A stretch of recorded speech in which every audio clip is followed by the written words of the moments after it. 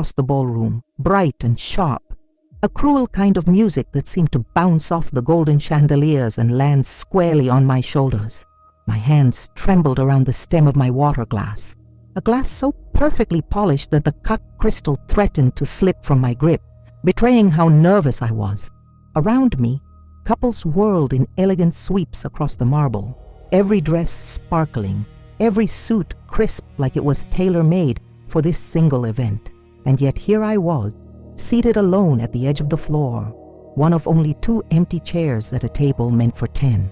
I could smell the lilies from the centerpiece, their sweetness almost cloying in the stuffy air, hear the clink of silverware and champagne bottles, and see, reflected everywhere in mirrored walls, how out of place I truly felt. It was not supposed to be like this. My sister's wedding, the kind of night we had fantasized about as little girls, holding up pillowcases like veils, arguing over who would walk down the aisle first. Meredith had always been the glamorous one, always surrounded by admirers, while I, Emily Foster, older by just 13 months, played the role of the serious, responsible one. Tonight I wore a new dress, sage green, a color Meredith had picked herself, and sensible heels. But even these felt like someone else's idea of belonging. From across the table, Meredith caught my gaze and smiled, though it was a quick, polite smile, one she reserved for distant relatives. She looked radiant in her designer gown, arm nestled in her new husband's. I lifted my hand in greeting, but she turned away to greet another guest. "Is that Emily? Oh, she does look so reserved tonight," I heard someone whisper behind me. I kept my chin up, heart pounding. It was only an hour into the reception, and already the tables were filled with friends, cousins, former colleagues, and the kind of acquaintances who seemed to multiply around special occasions. Most seats were paired and laughter rose in waves, but at mine, conversation faltered like a skipped track. I watched my glass sweat on the linen, avoiding anyone's eyes. If this was the apex of humiliation, if this was how Meredith wanted her only sibling to fit into her fairy tale, then maybe I belonged in the margins. And that is when it happened. As if the universe wanted to provide contrast to my isolation, the band shifted seamlessly into a slower song. Couples pressed closer, and the soft light haloed every pair circling the floor. Someone moved beside me, a man tall and broad-shouldered in a charcoal suit. He leaned down just enough for his warm breath to graze my ear. Voice so gentle I shivered despite myself. "Pretend you are my date," he whispered. I turned, startled, meeting eyes the color of chestnut, eyes so direct and earnest I almost stopped breathing. He was handsome in a weathered sort of way, more classic than model, hair slightly tousled, jaw strong, one dimple exposed by a cautious smile. He straightened himself and offered me the crook of his arm. "My name is Adam. Adam Bennett," he said. "I am Meredith's new brother-in-law, Sam's younger brother. Would you mind?" I blinked, barely registering the words, so lost in the stunned kindness of his gesture. The crowd's gaze had fallen upon us, the 2 untethered guests, drawn together by a whispered conspiracy. I nodded, feeling the slightest tremor in my chest, an unfamiliar flutter that couldn't quite be called hope. I placed my hand in his, grateful, uncertain, and suddenly no longer alone. He led me to the dance floor, moving with a gentle, steady confidence. "You look like you could use a break from all this," he said, keeping his tone quiet, his grip reassuring. I swallowed, self-conscious, feeling the press of dozens of eyes. "Did Meredith ask you to?" "No. Sam mentioned you probably would not know many people. I saw you sitting alone and, well," he shrugged and his dimple deepened. "I figured it is hard enough being at a wedding for family you barely know. It is even harder sitting by yourself. Besides, I am terrible with small talk. Maybe we could help each other." He spun me softly, avoiding the crowd, never pushing or demanding, just giving me space to breathe. The band played on, but the ballroom seemed quieter somehow. Adam's presence was solid, not overwhelming. He smelled faintly of woodsy cologne and soap, and his conversational rhythm was so gentle that my nerves finally began to ease. After 3 songs, we returned to the table, and suddenly I was someone, the girl dancing with the groom's younger brother, no longer invisible. Meredith flashed a look in our direction, half surprise, half something sharper I could not read. When Adam drew out my chair, I murmured thanks, cheeks warming. He chatted with me through dinner. The conversation shifted seamlessly. Travel, books, the absurd wedding playlists. He shared stories about Sam's childhood antics and construction projects. I told him about my work as a high school guidance counselor, my love for hiking, my habit of baking bread every Sunday. Guests around us began to include me in their talk, drawing Adam's laughter into their orbit. For the first time that evening, I felt like I belonged. But as the hours passed, the glow began to fade. Meredith's table grew rowdy, and the differences between us became starker. Whenever a toast was raised, I was never included. Meredith dominated stories, laughing over inside jokes from her college sorority, ignoring my attempts to join in. She asked Adam about his job, but never once asked me about mine. At one point, the photographer suggested a sister's picture, and Meredith called out for the bridesmaids and female cousins, leaving me at the table. Adam glanced at me, eyes sympathetic, but I smiled it off, unsure how to voice my disappointment. When dessert arrived, I noticed Meredith had arranged the seating so I would not be beside her. Even after the cake cutting, the only unattached person separated from the main family group, I watched as she placed her closest college friends by her side, and the newlyweds posed for endless photos. I felt myself shrinking again, invisible, the earlier promise fading into a murmur. It was not always like this. Before the wedding, before the growing distance, Meredith and I had been close, the kind of sisters who spoke in half sentences and private jokes, the kind who could read each other's moods from across a room. Growing up in upstate New York, we were inseparable, sharing a small bedroom in an old colonial home. Our parents, Linda and Charles Foster, worked long hours but made weekends magical. Picnics on rainy afternoons, pancakes for dinner, bonfires in autumn. We invented games with elaborate rules, dreamed up imaginary worlds, and promised we would always protect each other. Through school, I helped her with homework and comforted her through heartbreak. When Dad died in a car accident sophomore year, I was 15 and she was 14. Together, we clung to each other through the grief that threatened to drown our mother. I stepped further into the caretaker role, taking charge of chores, tutoring her after school, even working a part-time job at the local bookstore to help buy running shoes for her cross-country meets. When Mom was diagnosed with breast cancer during my senior year, I put my college plans on hold, stayed local, studied education at SUNY Albany so I would be close to home. I took over the household bills, kept the car running, learned how to file taxes and deal with insurance. Meredith followed her dream and went to NYU, something we had always agreed she should do if the opportunity came. I visited every few months with care packages and notes, never letting her know how tight money was or how lonely I felt in the empty house. She flourished in New York, met new friends, joined clubs, traveled to Europe for a semester abroad. She called often at first, but gradually, as Mom recovered and her own life expanded, those calls became less frequent. Busy with classes, she would say, or going out for dinner with the girls. I told myself it was normal that she was finding herself, and that was what I had always wanted. When Meredith graduated, I threw her a party, paid for the caterer, decorated the backyard, and even fixed her old car so she could move more easily to Boston, where she landed a marketing job. I chronicled her successes in scrapbooks, celebrated every promotion and adventure.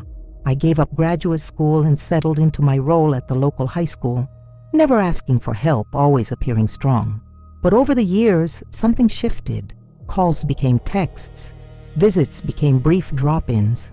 When Mom finally retired and moved to Florida, it was just me back in the old house, still sending care packages, still buying birthday gifts, still waiting for invitations that came less and less. Meredith started dating Sam Bennett, the aspiring architect with a big laugh and a bigger heart. He liked hiking and dogs, two things I also loved, but I only met him a handful of times before the engagement. The wedding date was set and the plans began. Lavish, beautiful, and overwhelmingly orchestrated by Meredith. I wanted to help, offered to do flower arrangements or bake cupcakes for the shower, but she would always reply, "We have got it covered. No need to fuss." When she posted planning photos online, I would catch glimpses of the bridesmaids together at brunch, never once invited. I drove 3 hours to Boston for the bachelorette weekend, only to find my name missing from most of the group activities. Just for college friends, she had explained, smiling in apology. Even the invitations to her engagement party, sent months before, had arrived via text. Mom called to ask if I was excited. I said yes, not wanting to cast shadows. The sacrifices stacked up. Money spent on gifts and travel, time taken from work, evenings lost painting her new apartment or assembling furniture. I made lists of things I could do, always hoping to earn a permanent place in the world she was building. The weeks before the wedding were supposed to be joyful, a return to the closeness of our childhood. Instead, I packed boxes for Meredith, handled guest confirmations, and coordinated family travel. Meredith was grateful but distracted, always on her phone, always too busy with friends or work to spend time together. And now, sitting alone at the reception, I could not dismiss the patterns, the exclusion, the small betrayals buried beneath polite smiles and busy schedules. It was just after midnight when the mistake revealed itself fully. Meredith was giving a speech, her arm linked with Sam's. "I want to thank everyone for coming," she said, glowing under the spotlights. "To my beautiful bridesmaids, to my incredible family, to my college sisters, and to the man who taught me to follow my dreams, and of course to my best friend Lauren, who flew in all the way from California. I could not have done any of this without you." She never mentioned me, not once, not for the years spent caring for her, not for the endless hours driving, planning, helping, loving. For a moment, it felt like the room collapsed inward. I stared at the tabletop, picking at the edge of my napkin, my hands shaking. Most people probably did not notice. Adam did. He reached for my hand, squeezed once, gently. It was strange, the pain. It was not the dramatic, movie kind. It was slow, like water freezing across my chest. After the applause, Meredith skipped over, cheeks flushed from wine and happiness. She sat on the edge of our table and chatted with Adam about honeymoon plans, only turning to me when she needed a pen or directions to the restroom. Later, when I walked back to the coat room alone, I found Adam again, waiting, his jacket folded over his arm. "I saw you leave," he said softly, scanning my face. "You okay?" I hesitated, unsure whether to answer honestly. "I am fine. I just wanted a little air." He nodded, silent for a moment. "You did a lot for this wedding, did not you?" I nodded once, a tight movement. "I just wanted her to have a perfect day." "Well, she could not have done it without you," Adam said, voice warm. "She should have said that. I would have." Tears stung at my eyes, but I fought them back, mustering a small smile. "Thank you." He walked me out to the terrace, where the cool October air smelled of rain and fallen leaves. We stood under the dim lights strung between oak trees, the sound of the reception muffled behind us. Adam leaned against the railing, watching me with those earnest eyes. "Can I ask you something?" he said carefully. "Sure." "Why do you let her treat you like that?" The question landed like a stone in still water. I opened my mouth to defend Meredith, to make excuses, but the words would not come. Instead, I looked out at the gardens, at the perfect rows of white roses and the fountain lit from below, and I felt the weight of years pressing down on my shoulders. "Because she is my sister," I said finally, "and I love her. And I thought if I just kept showing up, kept helping, kept being there, she would see how much I cared. I thought eventually she would need me the way I needed her." Adam was quiet for a long moment. "That is not how it works, though. Love is not supposed to be one-sided. You should not have to earn someone's appreciation by exhausting yourself." I blinked back tears, surprised by how much his words resonated. "I do not know how to stop.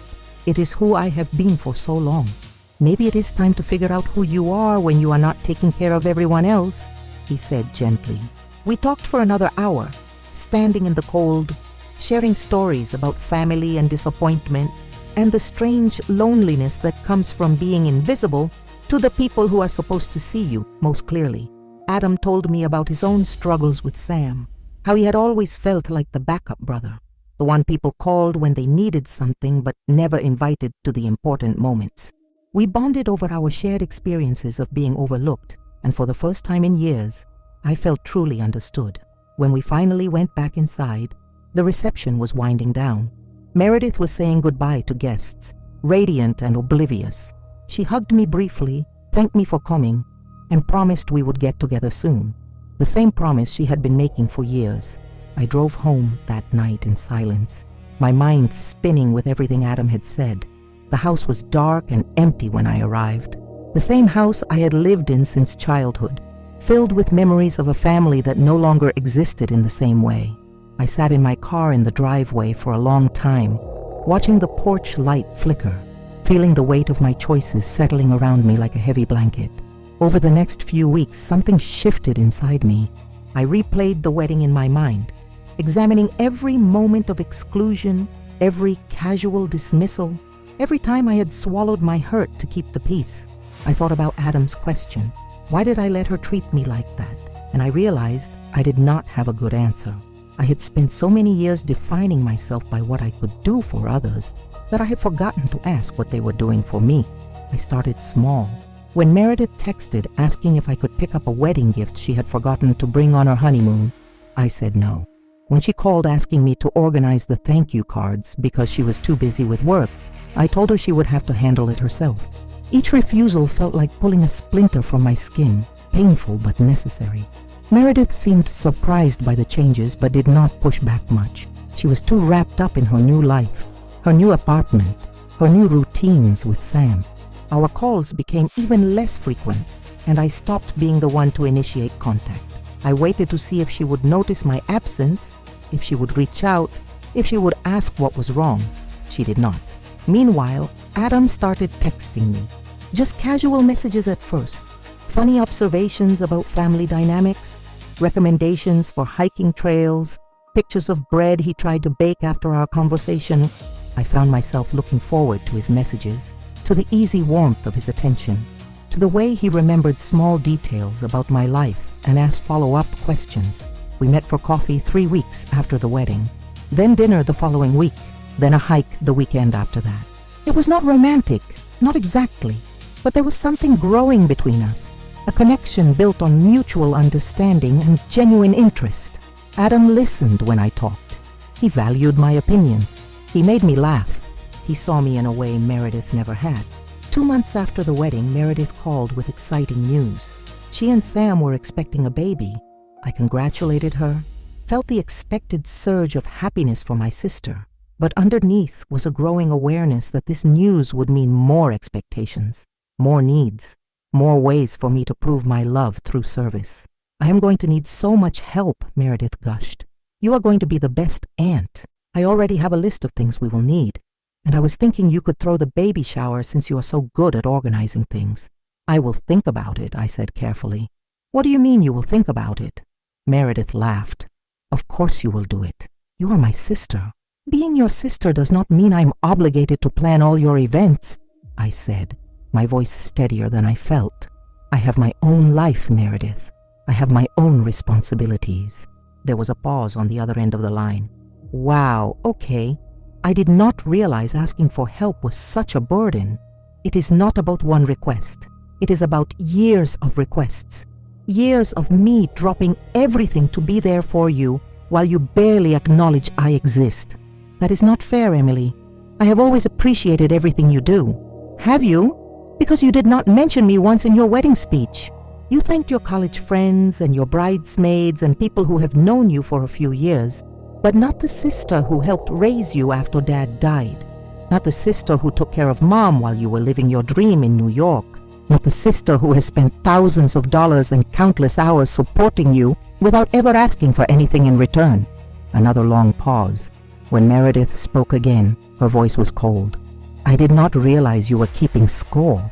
If you resent me for having opportunities, maybe that is your problem, not mine. The unfairness of the accusation stole my breath. This is not about resentment. This is about basic respect. This is about you seeing me as a person, not just as someone who exists to make your life easier. I think you are being really selfish right now, Meredith said. I just told you I'm pregnant. and instead of being happy for me, you are attacking me about ancient history. It is not ancient history when it is still happening. You called me today not to share your joy, but to assign me a task. That is our entire relationship, Meredith. You call when you need something, and I am supposed to drop everything and provide it. I am done with that dynamic. Fine, Meredith snapped. If that is how you feel, then I guess I will stop calling altogether. I do not need this negativity in my life right now. She hung up. I sat holding the phone, shaking, feeling the familiar pull to call back and apologize, to smooth things over, to return to the comfortable pattern of my submission and her oblivion. But I did not call back. I sat with the discomfort, with the fear that I had just destroyed the most important relationship in my life, and I waited for the regret to come. It did not come. What came instead was a strange sense of relief, like I had been holding my breath for years and finally remembered how to exhale. Adam called that evening. I told him what had happened, and he listened without judgment, without trying to fix it, just holding space for my complicated feelings. You did the right thing, he said finally. It is going to hurt for a while, but you did the right thing.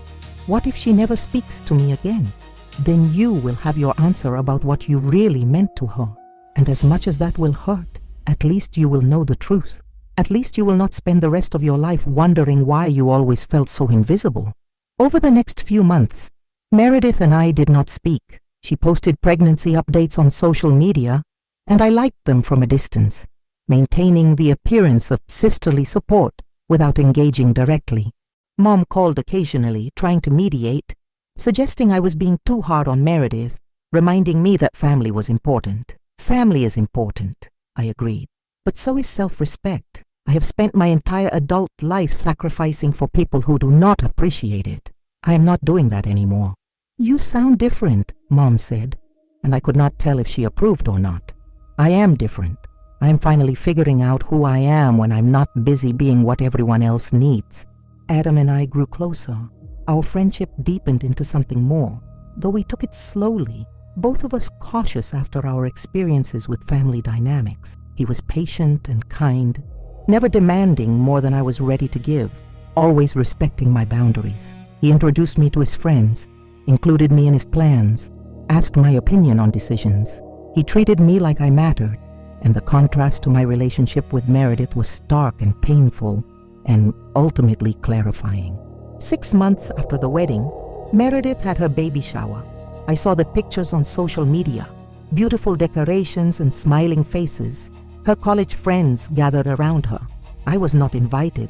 The exclusion should have hurt, but instead, I felt a distant sadness, like mourning something that had died long ago. Adam was with me when I saw the photos.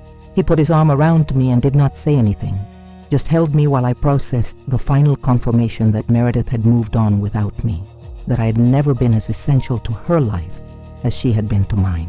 I think I need to accept that the sister I wanted does not exist, I said quietly.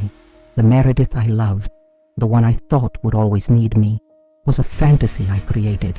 The real Meredith has been showing me who she is for years. I just did not want to see it.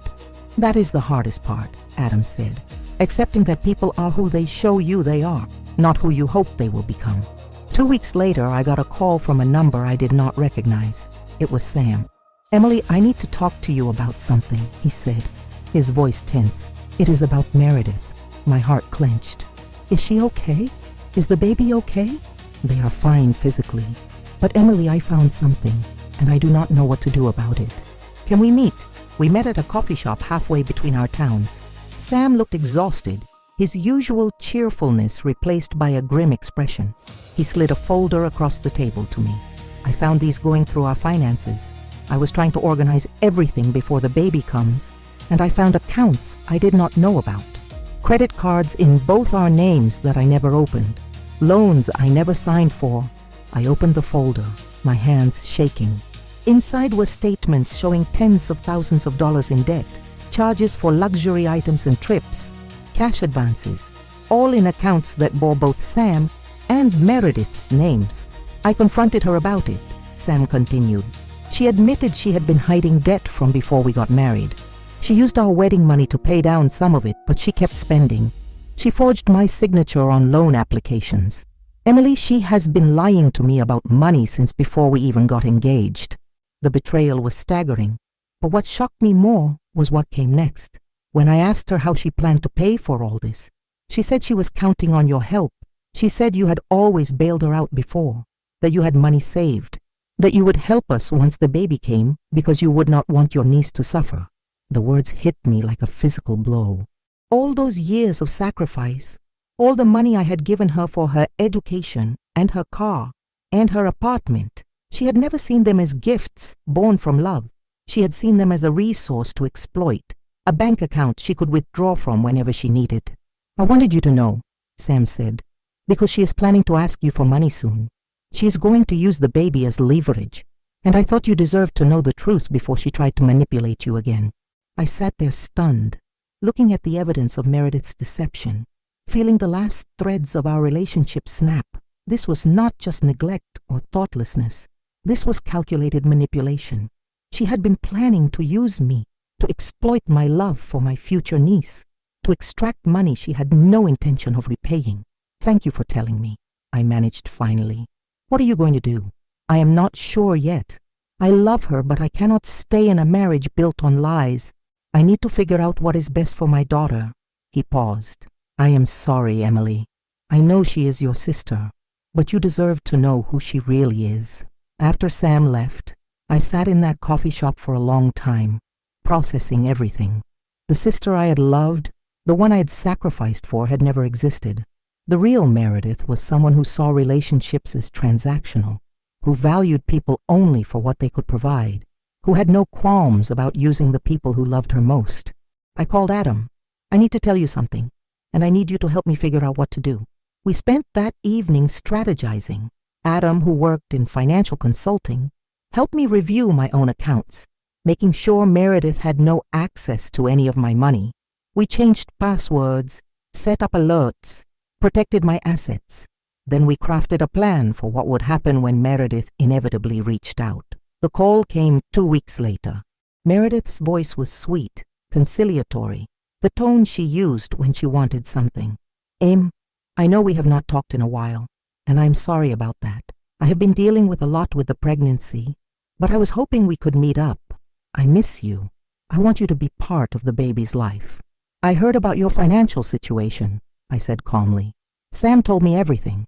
Silence on the other end of the line. Then, he had no right to involve you in our private business. He had every right when you were planning to manipulate me into paying your debts. How much were you going to ask for, Meredith? How much did you think I was worth? It is not like that. I just needed help getting back on my feet. You have money saved. You do not have kids or a spouse. I thought you would want to help your niece. Using your baby to manipulate me is low. Even for you, that is not fair. You have always been there for me before. Why are you being so cold now? Because I finally understand what I was to you.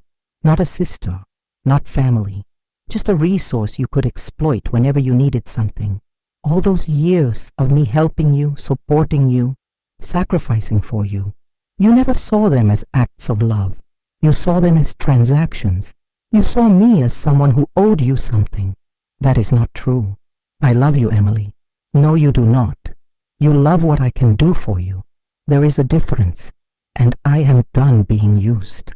Please, Meredith said, and I could hear tears in her voice. I made mistakes. I know I did, but I am your sister. We are family. You cannot just abandon me. You abandoned me years ago. You just did not notice because I kept showing up anyway. But I am not showing up anymore, Meredith.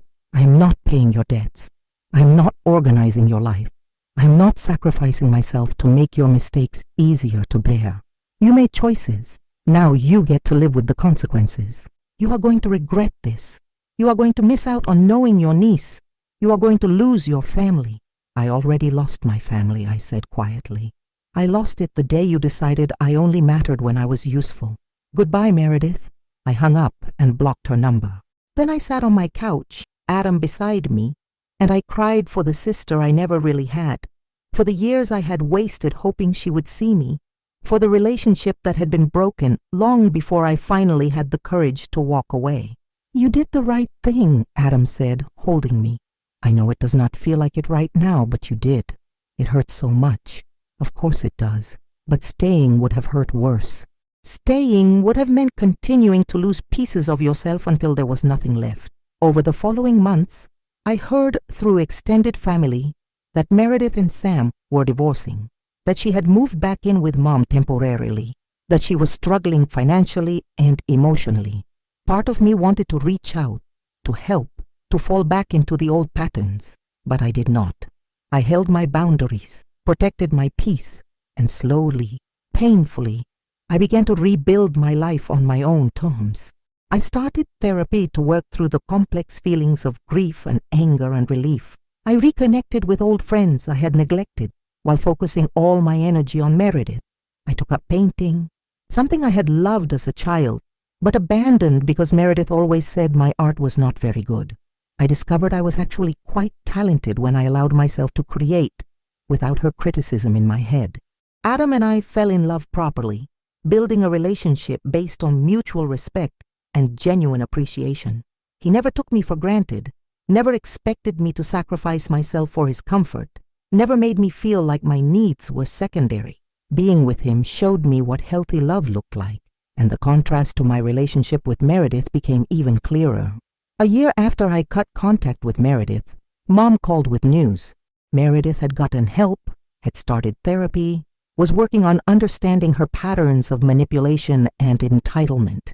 She wanted to apologize, wanted to make amends, wanted a chance to rebuild our relationship. She has really changed, Emily. She understands what she did wrong. Will you at least talk to her? I thought about it for a long time. Part of me wanted to believe in the possibility of change, wanted to hope that Meredith had finally developed the self-awareness necessary for genuine relationship.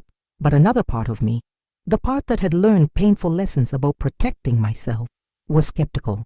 I will think about it, I told Mom, but I'm not making any promises. And if I do agree to talk to her, it will be on my terms, in my time, with clear boundaries. That is fair, Mom said. I'm proud of you, sweetheart. I know I did not always understand why you needed distance, but I see now that you were taking care of yourself. I should have taught you to do that years ago, instead of always expecting you to take care of everyone else. That acknowledgement from Mom meant more than I expected. For the first time, I felt seen by my family, not for what I could provide, but for who I was. 3 months later, I agreed to meet Meredith at a neutral location, a park near my house. She arrived looking different, tired and humbled, the glamorous confidence I associated with her dimmed by experience and consequence. We sat on a bench overlooking a pond, and for a long time, neither of us spoke. Thank you for agreeing to see me, Meredith said finally. I was not sure you would. I almost did not. I do not blame you. I treated you terribly for years, and the worst part is, I did not even realize I was doing it. I just took and took and took, and it never occurred to me that you might need something back. Why are you here, Meredith? What do you want? I want to apologize. Really apologize. Not just say the words, but actually acknowledge the harm I caused. You gave up so much for me, Em. You put your life on hold to take care of Mom, to support me through school, to help me build my life, and I repaid you by treating you like hired help, like someone who existed to serve me. I used you. I manipulated you. I took advantage of your love and gave you nothing in return. The apology was more than I had expected, and I felt tears prickling my eyes. Why now? Why did it take losing everything for you to see it? Because I had to lose everything to understand what really mattered. Losing Sam, struggling financially, having to actually face the consequences of my choices, it forced me to look at myself honestly for the first time. And what I saw was someone I did not recognize, someone who had become selfish and entitled and cruel. I do not want to be that person anymore. Words are easy, Meredith. Changing is hard. I know. That is why I'm not asking you to forgive me or to let me back into your life. I'm just asking you to know that I see you now. I see everything you did for me. I see how much you sacrificed. I see how badly I hurt you. And I am sorry. I am so, so sorry. We talked for 2 hours that day. Really talked for the first time in our adult lives. Meredith shared what she had learned in therapy about her patterns of behavior, her fear of vulnerability, her tendency to control relationships through manipulation. I shared my own journey towards self-worth, my realization that love without respect was hollow, my decision to build a life that valued my needs as much as anyone else's. It was not a reconciliation, not yet, but it was a beginning, a fragile possibility that maybe, with time and effort and genuine change, we could build something new, something healthier, something based on mutual respect rather than one-sided sacrifice. I do not know if we can ever have the relationship I used to hope for, I told her honestly. Too much has happened. Too much trust has been broken. But maybe we can build something different, something real. I would like that, Meredith said, even if it takes years, even if we never get back to where we were. I just want the chance to show you that I can be better. We parted with a careful hug, no promises beyond agreeing to talk again in a few weeks. As I watched her walk away, I felt a complex mixture of hope and caution, sadness for what we had lost, and curiosity about what we might build. Adam was waiting for me at home. Dinner already started, my favorite wine open on the counter. He pulled me into his arms without asking questions, just holding me while I processed everything. "How did it go?" he asked finally. "It was hard, but good, I think." She apologized, really apologized. I do not know if that changes anything, but it felt important. "What do you want to happen now?" "I want to take it slow, keep my boundaries, see if her changes are real or just temporary. And I want to keep building my own life, the one that does not revolve around her needs." That sounds wise. We ate dinner talking about other things, planning a weekend trip to the mountains, discussing renovations to my house, making plans for a future that was mine to design. And for the first time in my life, I felt truly free, no longer defined by my relationship with my sister, no longer waiting for her approval or acceptance, just living as myself, complete and whole and enough. Over the next year, Meredith and I maintained careful contact, monthly coffee meetings where we talked honestly about our lives, our struggles, our growth. She met Adam and was genuinely warm to him, not performative or manipulative, but authentic. She asked about my painting, remembered details from previous conversations, showed up when she said she would. The change was slow and imperfect. There were moments when old patterns tried to reassert themselves, when she would ask for something in a way that felt manipulative, when I would have to remind her of my boundaries, but she accepted the corrections without defensiveness, apologized when she fell into old habits, and continued working on herself.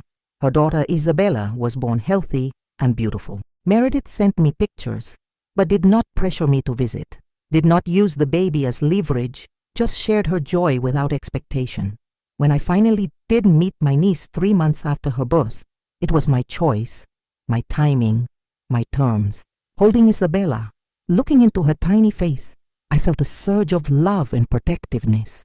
But underneath was a clear understanding that loving her did not mean sacrificing myself, that I could be a good aunt while maintaining healthy boundaries, that family did not require martyrdom. "She is beautiful," I told Meredith. "Thank you for being here," Meredith said, tears in her eyes. "It means more than you know. I am here because I choose to be, not because I have to be. That is an important difference, I know, and I am grateful for the choice." 2 years after the wedding that had revealed so much, Adam proposed. We got married in a small ceremony in the mountains, surrounded by close friends and the family members who had truly supported us. Meredith was there, not as a bridesmaid but as a guest, respecting the boundaries of our rebuilt relationship. She gave a toast that made me cry, acknowledging the years she had wasted not seeing me, expressing gratitude that I had given her a second chance to be the sister I deserved. Mom, now healthy and living part-time with her partner in Florida, pulled me aside during the reception. "I am so proud of the woman you have become," she said. "I'm sorry I did not see sooner how much you were sacrificing. You taught me an important lesson about the difference between loving someone and losing yourself for them." "Better late than never," I said, hugging her tight. That night, dancing with Adam under stars in the mountain air, I reflected on the journey that had brought me here. The pain of being invisible at Meredith's wedding had been the catalyst for the most important transformation of my life. It had forced me to examine relationships I had never questioned, to value myself in ways I never had, to demand respect as a condition of connection. I had lost the fantasy of the sister I wished I had, but I had gained something more valuable, myself. I had discovered my worth not in what I could do for others, but in who I was when I stopped performing, improving and sacrificing. I had learned that boundaries were not walls, but bridges to healthier relationships. I had found love that did not require me to diminish myself, and I had learned that sometimes the greatest act of love is walking away from people who refuse to see you, creating space for those who will. The woman who had sat alone at that wedding reception, invisible and hurting, no longer existed. In her place was someone stronger, wiser, more certain of her value. Someone who knew that pretending to be someone's date for an evening was kind, but building a life where you never had to pretend was freedom. Today I learned that being alone is not the same as being lonely, that sometimes isolation is just a symptom of being with people who do not truly see you. I learned that family is not defined by blood but by respect, that sacrifice without reciprocity is not love but exploitation, and that the most important relationship you will ever have is the one with yourself. I learned that change is possible but not guaranteed, that apologies without action are just words, and that forgiveness is not the same as forgetting, that you can hold space for someone's growth while protecting yourself from their patterns. I learned that sometimes a whispered invitation to pretend can lead to discovering what is real, that kindness from strangers can illuminate the cruelty of those closest to you, and that the courage to walk away is often the first step toward walking towards something better. Most importantly, I learned that you teach people how to treat you, that boundaries are expressions of self-love, and that demanding respect is not selfishness, but survival. Have you ever felt invisible in your own family? Have you ever had to choose between keeping the peace and keeping your self-respect? What did you learn about yourself when you finally decided you deserved better? Share your story in the comments below, and let us know how you found the strength to walk away from relationships that diminished you and toward the life you deserved. Your experience might be exactly what someone else needs to hear today to find their own courage, their own voice, their own path to reclaiming their worth. The seasons changed, and so did I.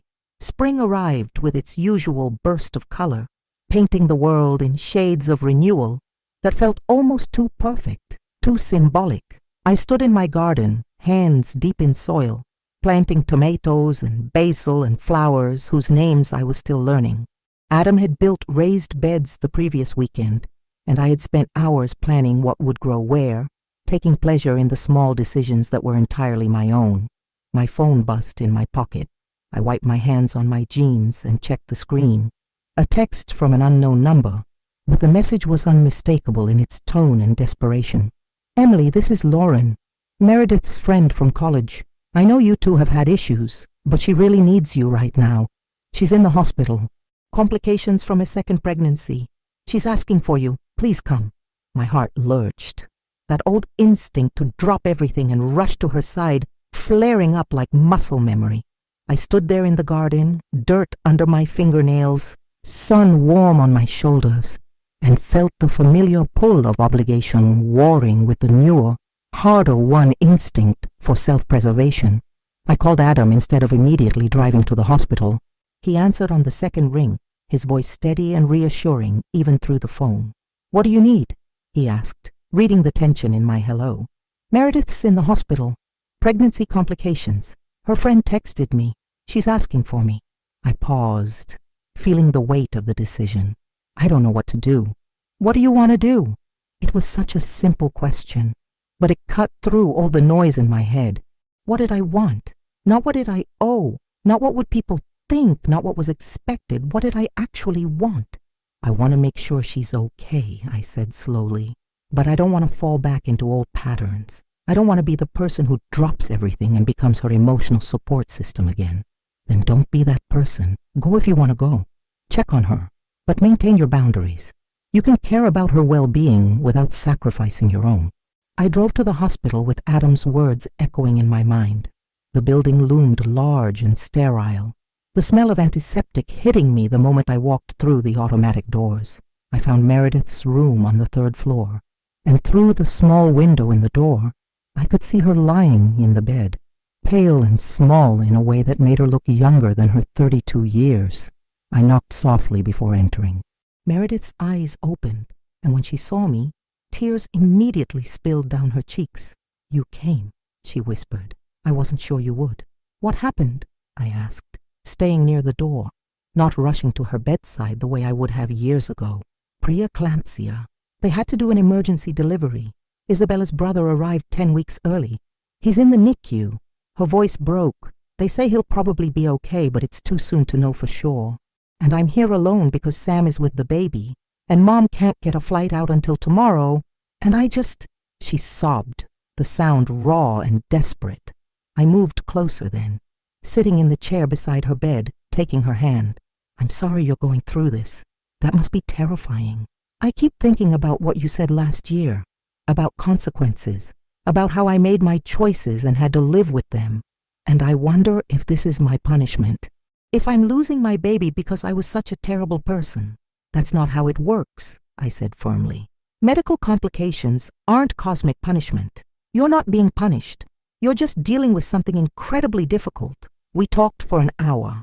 Meredith shared her fears about the baby, about her ability to be a good mother, about whether she had changed enough to deserve a second chance at our relationship. I listened, offered comfort where I could, but I didn't promise to fix anything. I didn't volunteer to move in and help with Isabella while she recovered. I didn't offer to coordinate meals or organize a support system. I was present, but I wasn't sacrificing myself. When Sam arrived, exhausted and emotional from hours in the NICU, I stood to leave. "I'm glad I came," I told Meredith. "Keep me updated on the baby.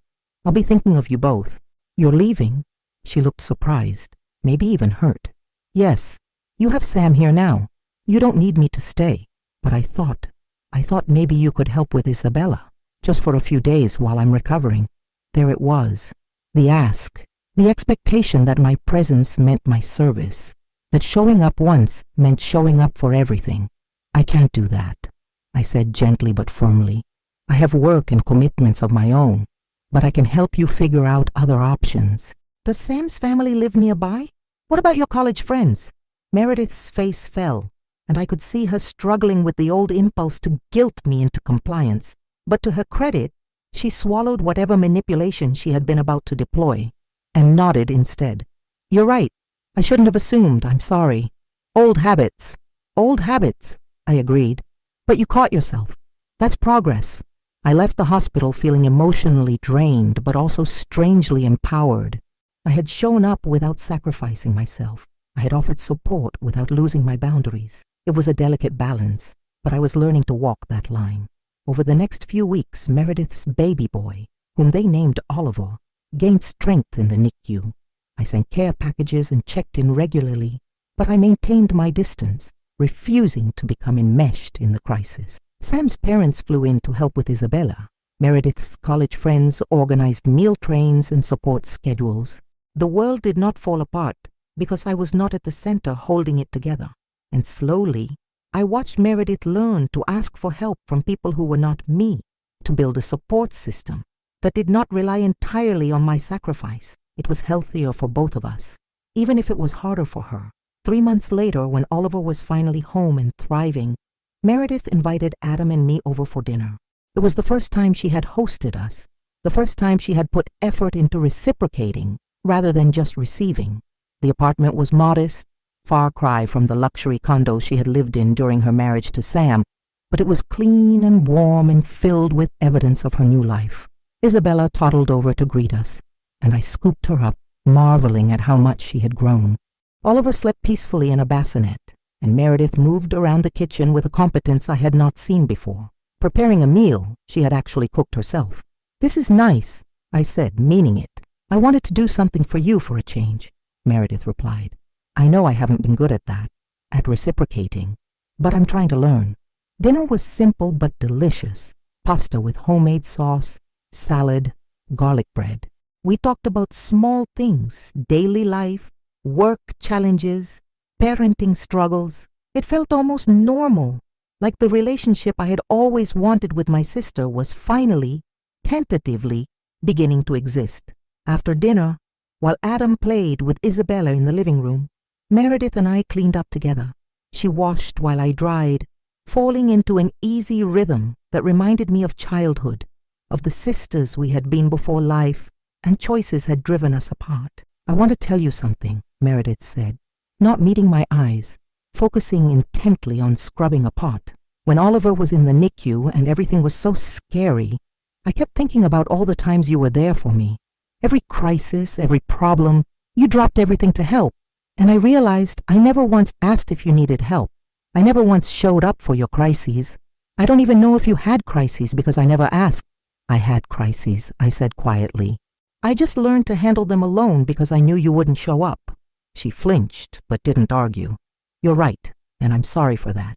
Not just sorry in a vague, abstract way, but specifically sorry for all the times I should have been there and wasn't.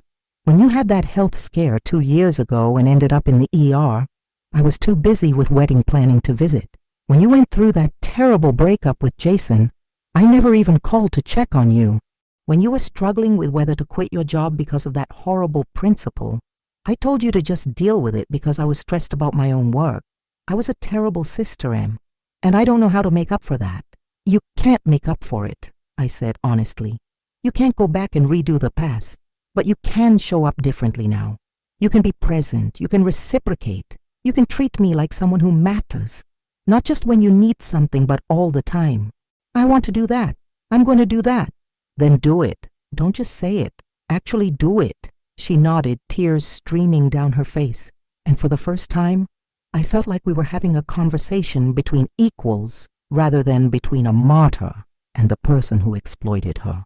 The months that followed were imperfect but meaningful. Meredith called to check on me without needing anything. She remembered my birthday and sent a thoughtful gift. When I mentioned struggling with a difficult student at work, she followed up the next week to ask how it had resolved. Small things, perhaps, but they were everything I had been missing.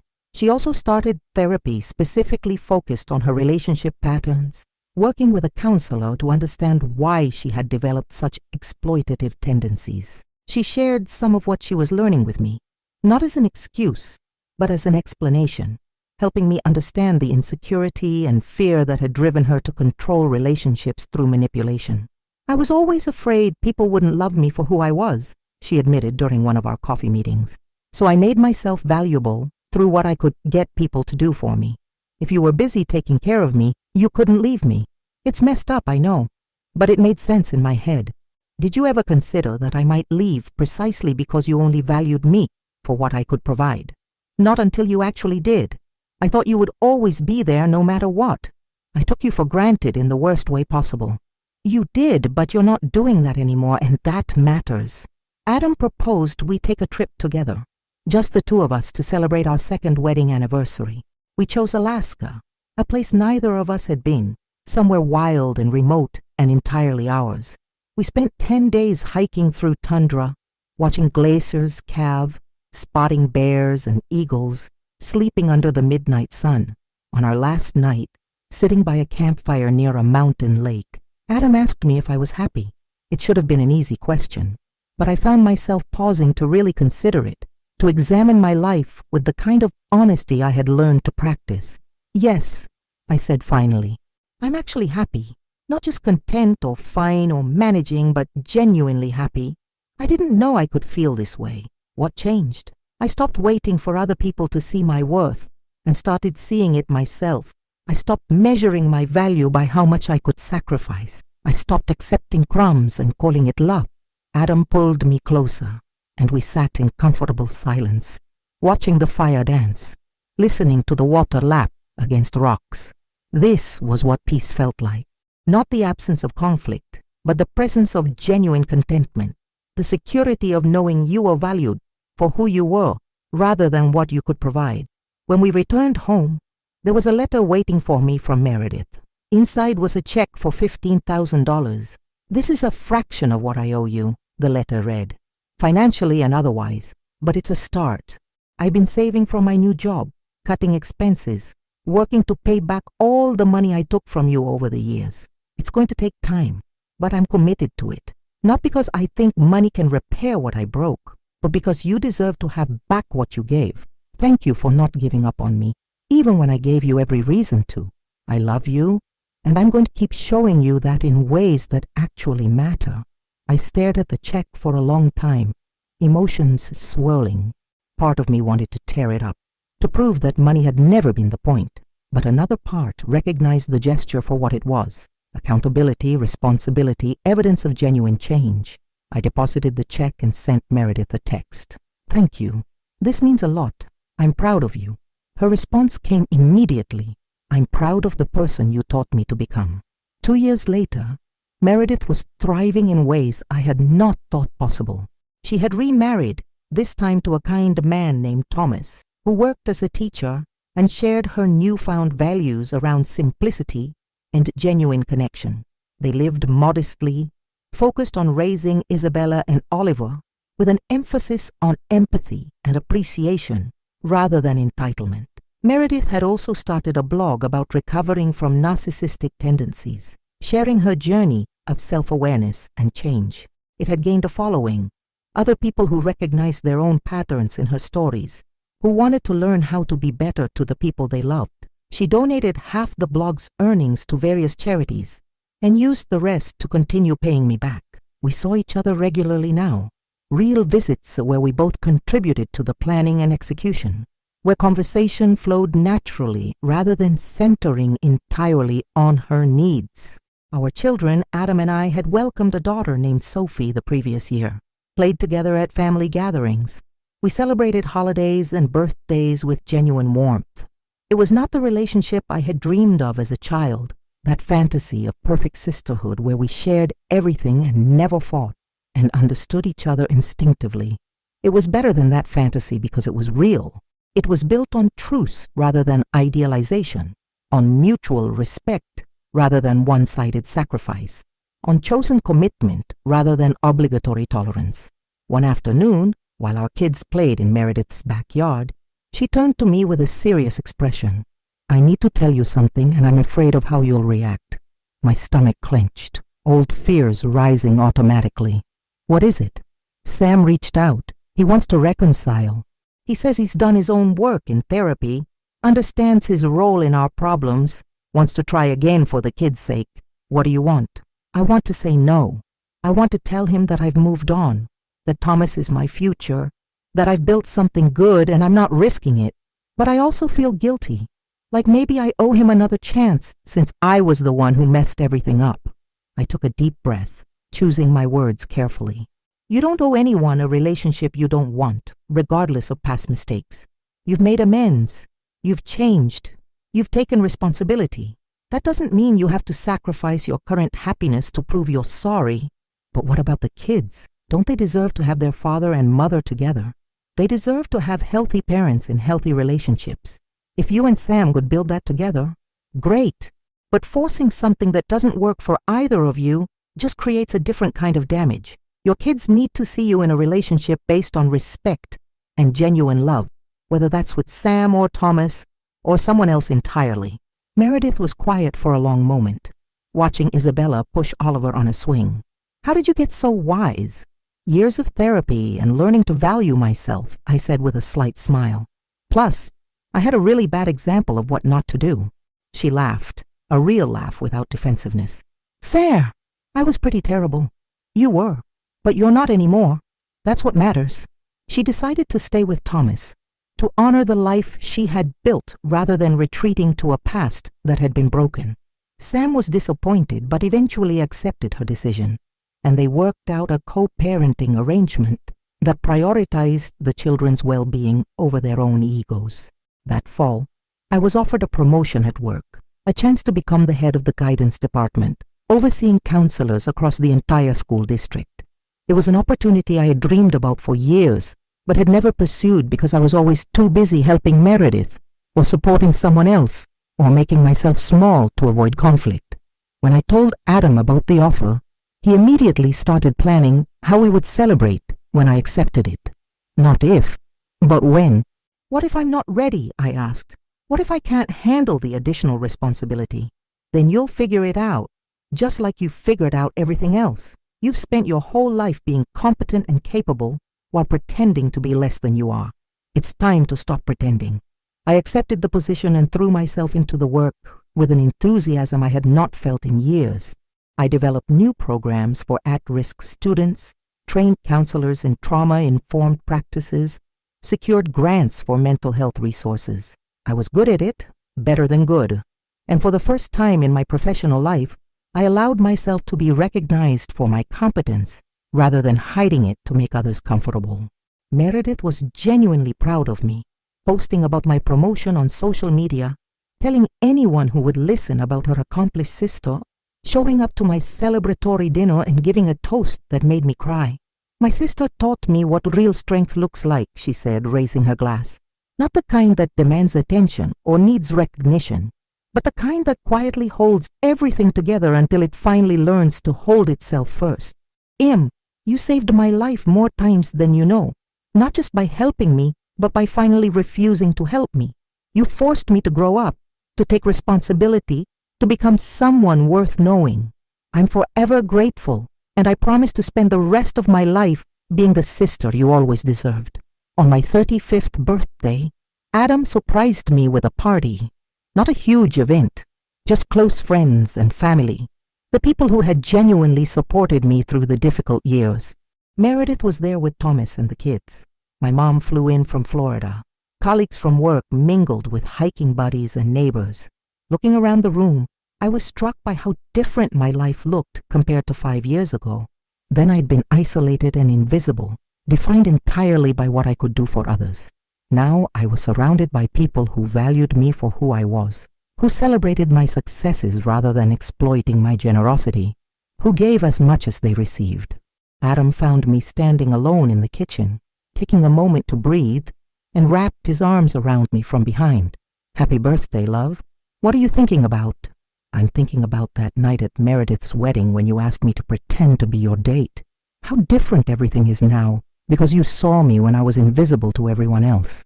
You were never invisible. You just surrounded yourself with people who chose not to see you. All I did was look. You did more than look. You showed me what it felt like to be valued. You gave me something to compare my other relationships to. Without that contrast, I might never have understood how badly I was being treated. Well then, I'm glad I asked you to dance. Best decision I ever made." We returned to the party, and I blew out candles on a cake Meredith had actually baked herself, the first time she had ever made something for my birthday, rather than just buying a gift. It was lopsided and the frosting was uneven, but it tasted like effort and love and change. As the evening wound down and guests began to leave, Meredith pulled me aside one more time. "I have something for you," she said, handing me a small wrapped package. "It's not much, but I wanted you to have it."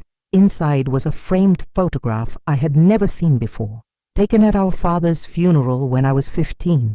In it, teenage me stood with my arm around 14-year-old Meredith, her face buried in my shoulder, my expression determined despite the tears on my cheeks. On the mat around the photo, Meredith had written in her neat handwriting, "To the sister who held me when I fell apart, who sacrificed her dreams so I could chase mine, who loved me even when I didn't deserve it, and who finally loved herself enough to teach me how to do better. Thank you for never giving up on me, even when giving up would have been easier. I see you now. I promise I will always see you." I hugged her tightly, both of us crying, and in that moment I felt the final piece of my old resentment dissolve. She had hurt me, yes. She had taken me for granted for years, but she had also done the hardest work possible. She had changed, and change, genuine change, was the only apology that really mattered. 5 years after that wedding where I had sat alone and invisible, where a kind stranger had whispered an invitation that changed everything, I stood in my own backyard, watching Sophie toddle after her cousins, Adam manning the grill, friends and family laughing around picnic tables. The garden I had planted was flourishing, tomatoes heavy on the vine, flowers blooming in riots of color. Meredith sat beside me, Oliver asleep in her lap, and we watched our children play together with the comfortable silence of people who had survived something difficult and come out stronger. "Do you ever think about how different things could have been?" she asked quietly, if you hadn't walked away from me, if you had just kept accepting how I treated you all the time, I would have eventually disappeared completely, lost myself entirely trying to be enough for you. You would have kept taking until there was nothing left of me, and neither of us would have learned what we needed to learn. I would have destroyed you and never even realized I was doing it. Probably, but you didn't, because I finally valued myself enough to leave, and you finally hit bottom hard enough to change. We both had to break before we could heal. I'm grateful it broke. I'm grateful you were strong enough to walk away. I know that sounds strange, being grateful someone left me, but it's true. You leaving was the most loving thing you ever did for me. I thought about that, about how walking away from someone you love can be the ultimate act of compassion, forcing them to face themselves in ways they never would if you kept cushioning their fall. It was a paradox, but it was true. I'm grateful too, I said, for all of it, even the painful parts, because they taught me who I am when I'm not busy being what everyone else needs. As the sun set over the garden, painting the sky in shades of gold and pink, I felt a profound sense of peace settle over me. This life I had built, this family I had chosen and cultivated, these relationships based on mutual respect and genuine care, this was what I had been searching for all along. I had learned that love without boundaries is not sustainable, that sacrifice without reciprocity breeds resentment, that being seen is not a luxury, but a fundamental need. I had learned to recognize the difference between people who valued me and people who used me, to demand respect as a baseline rather than a bonus, to walk away from relationships that diminished me, no matter how much history they held. I had learned that sometimes the kindest thing you can do for someone is refuse to enable their worst behaviors, that change only happens when consequences become unavoidable, that real love requires both people to show up fully rather than one person carrying the entire weight. Most importantly, I had learned that I was enough, exactly as I was, without needing to prove it through endless service and sacrifice, that my worth was inherent, not earned, that I deserved to take up space, to have needs, to expect reciprocity in my relationships. The woman who had sat alone at that wedding, believing she was invisible because the people around her chose not to see her, no longer existed. In her place was someone who knew her value, who built relationships based on mutual respect, who loved herself enough to walk away from anyone who asked her to be smaller. And it had all started with a whispered invitation from a stranger who saw her when no one else did, who offered her a moment of belonging that showed her what real kindness looked like, who gave her something to compare her life to and find it wanting. Adam joined me on the porch, pulling me close, and we stood together watching our life unfold in front of us. This was what happy looked like, not perfect, not without challenges, but genuine and reciprocal, and built on a foundation of respect. "What are you thinking?" he asked, the question he had asked me hundreds of times over the years. "I'm thinking about how grateful I am that you asked me to pretend to be your date that night, how one moment of kindness from a stranger changed the entire trajectory of my life. I wasn't being kind. I was being selfish. I saw the most interesting woman in the room sitting alone, and I wanted an excuse to talk to her. Well, your selfishness saved me, so thank you. Thank you for saying yes, for taking a chance on a stranger, for letting me see you." We stayed there as darkness fell and stars emerged, holding each other, surrounded by the evidence of lives well lived and relationships well tended. And I knew, with absolute certainty, that I had finally found what I had been searching for all along. Not a life where I was needed, but a life where I was valued. Not relationships where I had to prove my worth, but relationships where my worth was never in question. The journey from invisible to visible, from exploited to respected, from lost to found, had been painful and necessary and worth every difficult moment. I had learned to see myself clearly, and in doing so, I had taught others to see me too. And for the woman who had once believed she was only valuable through service, who had measured her worth by how much she could sacrifice, who had accepted invisibility as the price of love, that transformation was nothing short of miraculous. Today, I learned that sometimes being alone at a party is not about being unwanted, but about being surrounded by people who cannot see you. I learned that a stranger's kindness can illuminate the cruelty you have normalized. The comparison is not always toxic, but sometimes necessary to recognize dysfunction.